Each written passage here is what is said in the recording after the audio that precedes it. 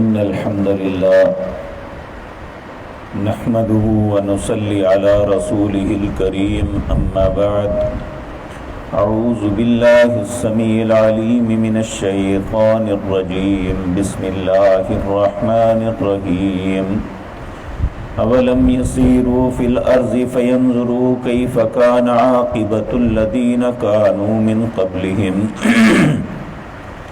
كانوا هم أشد منهم قوة وآثارا في الأرض فأخذهم الله بذنوبهم وما كان لهم من الله من واق ذلك بأنهم كانت تأتيهم رسلهم بالبينات فكفروا فأخذهم الله إنه قوي شديد العقاب وَلَقَدْ أَرْسَلْنَا مُوسَى بِآيَاتِنَا وَسُلْطَانٍ مُبِينٍ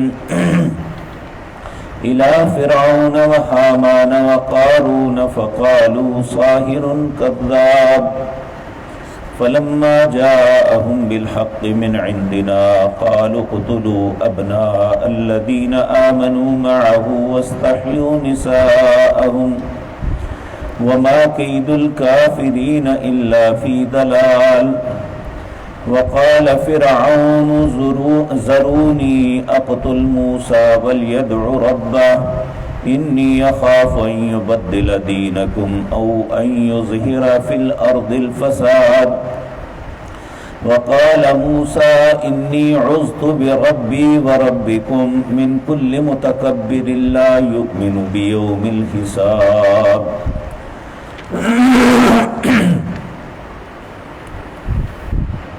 حضرات محترم، گزشتہ آیات میں اہل ایمان اور ان کے اوپر جو اللہ کی طرف سے انعامات ہیں ان کا تذکرہ ہوا، اور اس کے بعد جن لوگوں نے کفر کیا ان کا تذکرہ ہوا۔ اب ان آیات میں اللہ رب العزت دو باتیں ارشاد فرما رہے ہیں۔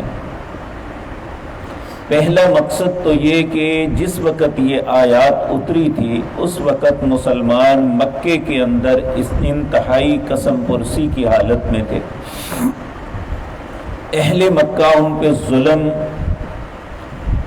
اور ان کے ساتھ زیادتی کی حد کر رہے تھے۔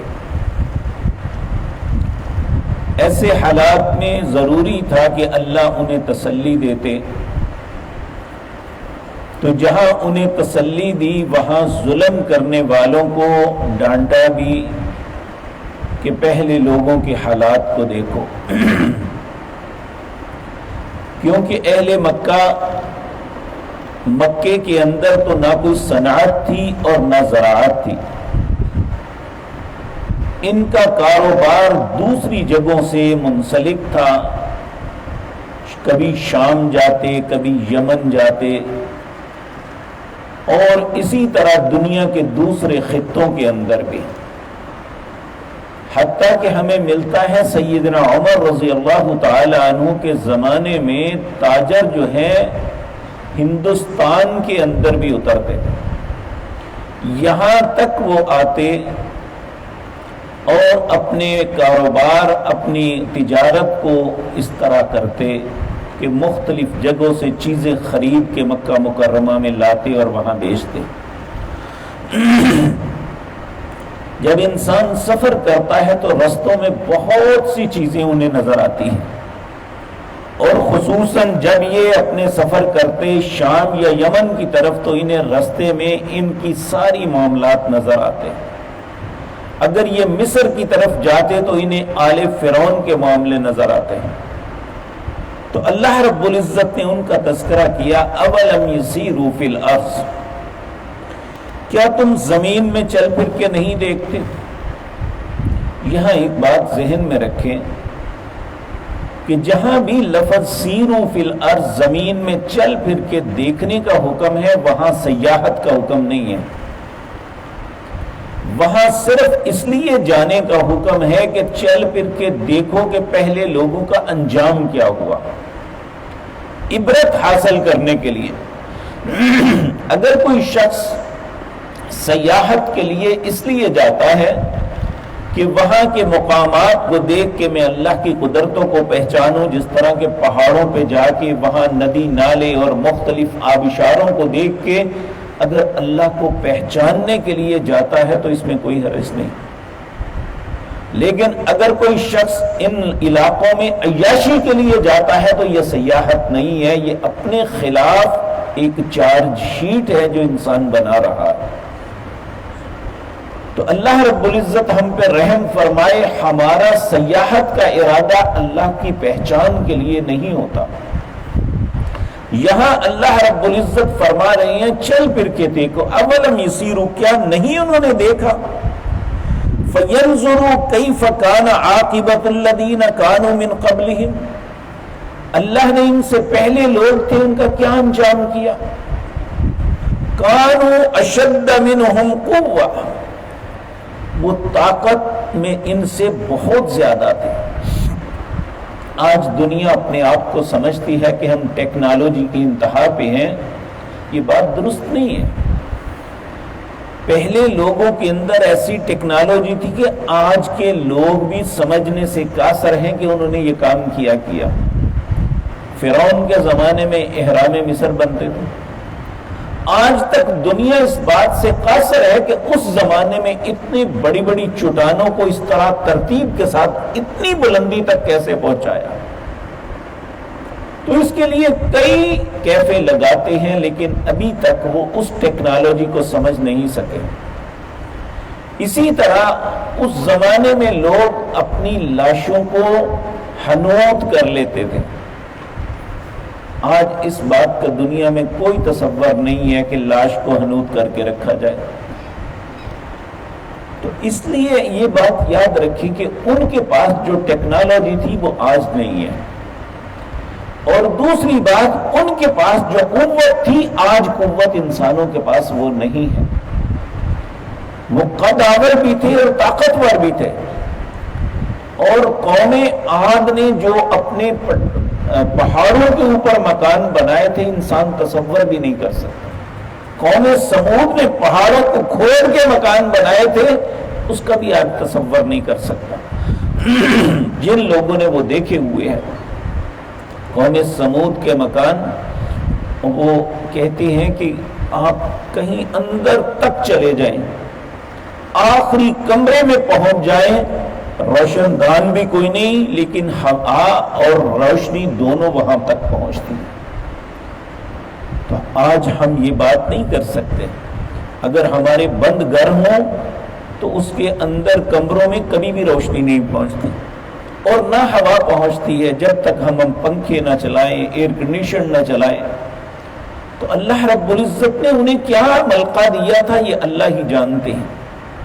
تو اللہ رب العزت یہاں بیان فرما رہے ہیں کانوا اشد منہم قوہ، وہ قوت میں تم سے بہت زیادہ طاقتور تھے. وآثارا فی الارض، اور زمین کے اوپر ان کے نشانات یعنی ان کے مکان، ان کی باتیں وہ تم سے بہت زیادہ تھی. فأخذہم اللہ بذنوبہم، اگر انہیں اللہ نے ان کے گناہوں کے سبب پکڑ لیا تو تم بھی ڈرو. وما كان لهم من اللہ من واق، جب اللہ نے ان کے گناہوں کے سبب پکڑا تو اللہ سے چھڑانے والا کوئی نہیں تھا، انہیں بچانے والا کوئی بھی نہیں آیا. یا ان کی ٹیکنالوجی، ان کی قوت اور طاقت کسی کام نہ آئی. وما كان لهم من اللہ من واق، اللہ سے چھڑانے والا کوئی نہیں تھا. ذالک بأنہم کانت تأتیہم، یہ میں نے کیوں کیا، انہیں سزا کیوں دی، ان بستیوں کی بستیوں کو ہلاک کیوں کیا. ذالک بأنہم، یہ اس لیے تھا، کانت تأتیہم رسلہم بالبینات، ان کے پاس رسول واضح دلائل لے کے آئے. فکفروا، جب انہوں نے اپنے رسولوں کی ہر بات کا انکار کیا تو فأخذہم اللہ، پھر اللہ نے انہیں پکڑ لیا. انہ قوی، اللہ سب سے طاقتور ہے. شدید العقاب، اور اس کا انتقام بھی بڑا سخت ہے. اللہ ہمیں اپنے غصے، ناراضگی اور اپنے انتقام سے محفوظ رکھے۔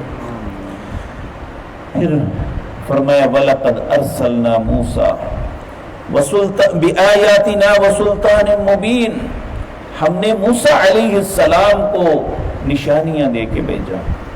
9 قسم کی نشانیاں، 2 تو بہت بڑی تھی نا۔ عصائے موسیٰ، یعنی موسیٰ علیہ السلام اپنی لاٹھی پھینک دے تو وہ اژدہا بن جاتی، آپ اپنی بغل سے ہاتھ نکالتے تو آپ کا ہاتھ جس طرح لائٹ جلتی ہے اس طرح سفید ہو جاتا ہے۔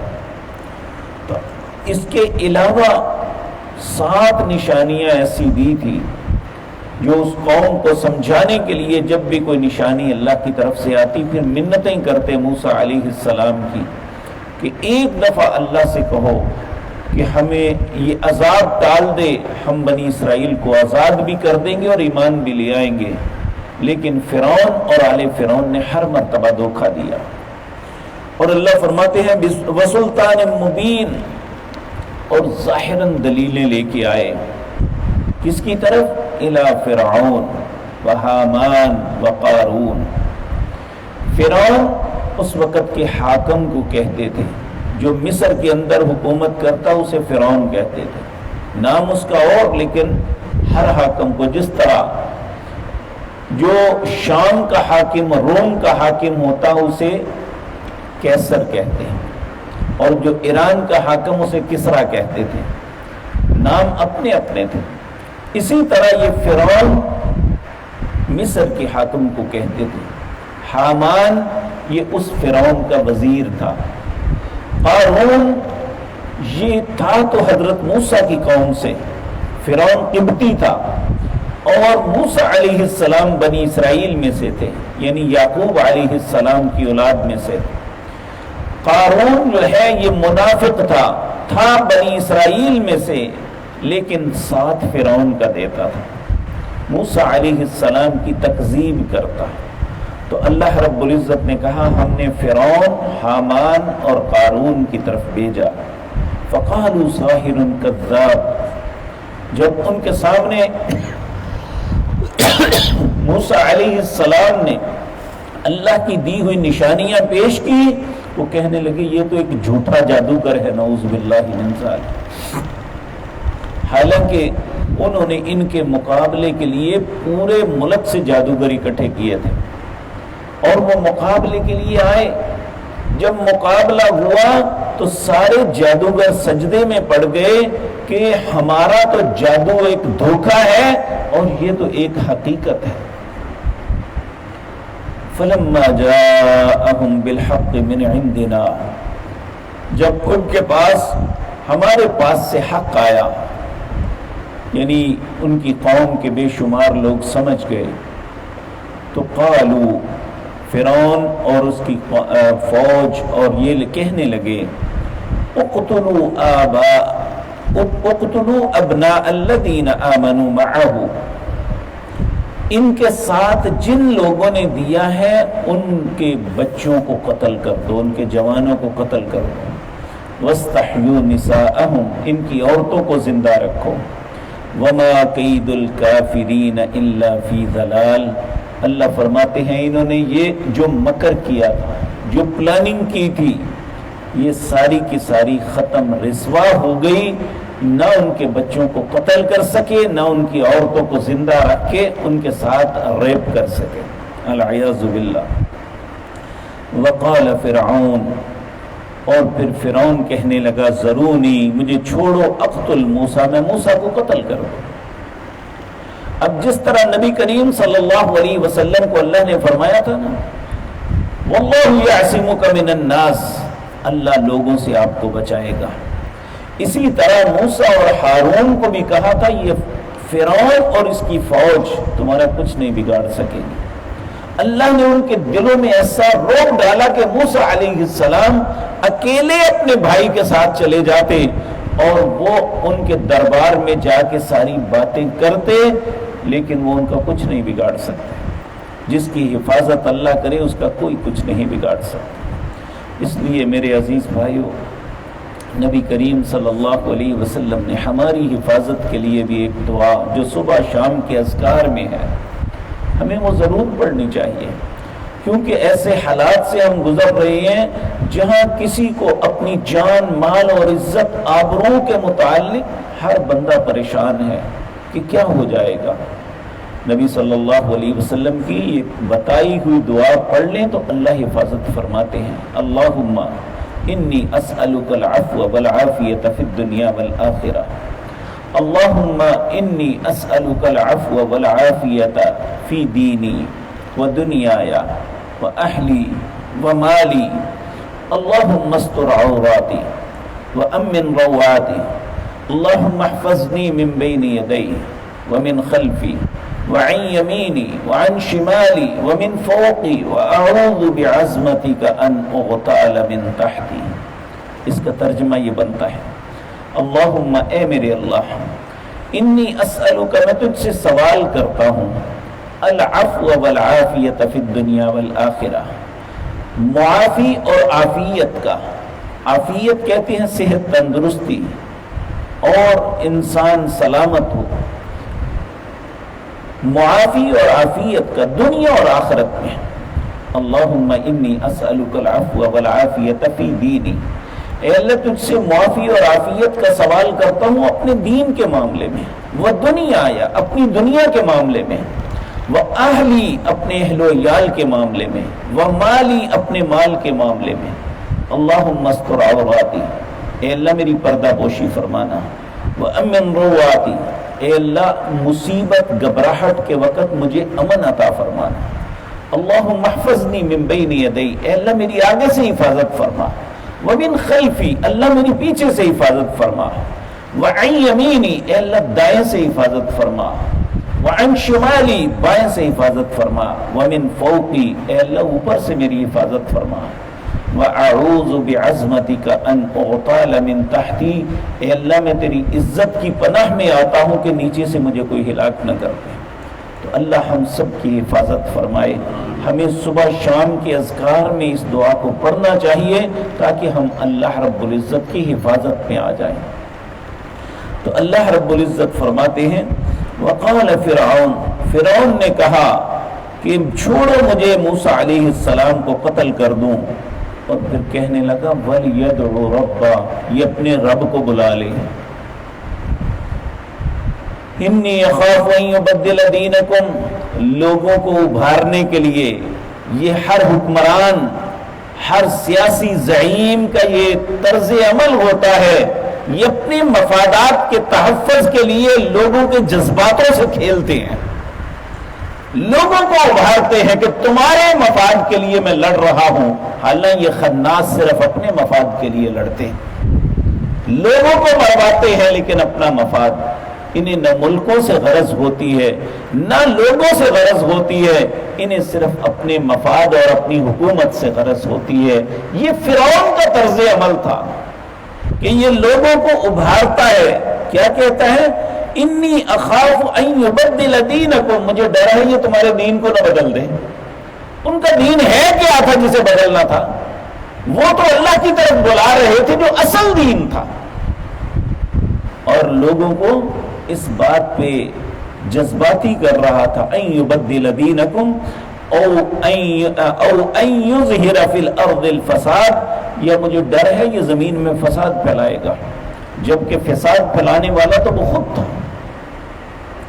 وقال موسیٰ، اس کے جواب میں موسیٰ علیہ السلام نے کہا، یہ کیا باتیں کرتے ہو، انی عذت بربی وربکم، میں تو پناہ طلب کی ہے اپنے رب سے اور تیرے رب سے، جو شخص اللہ کی پناہ میں آ جائے اس کا کوئی نقصان نہیں کر سکتا ہے۔ انی عذت بربی وربکم من کل متکبر، ہر متکبر سے اللہ کی پناہ طلب کی ہے کہ اللہ ہر متکبر سے مجھے اپنی پناہ عطا فرما۔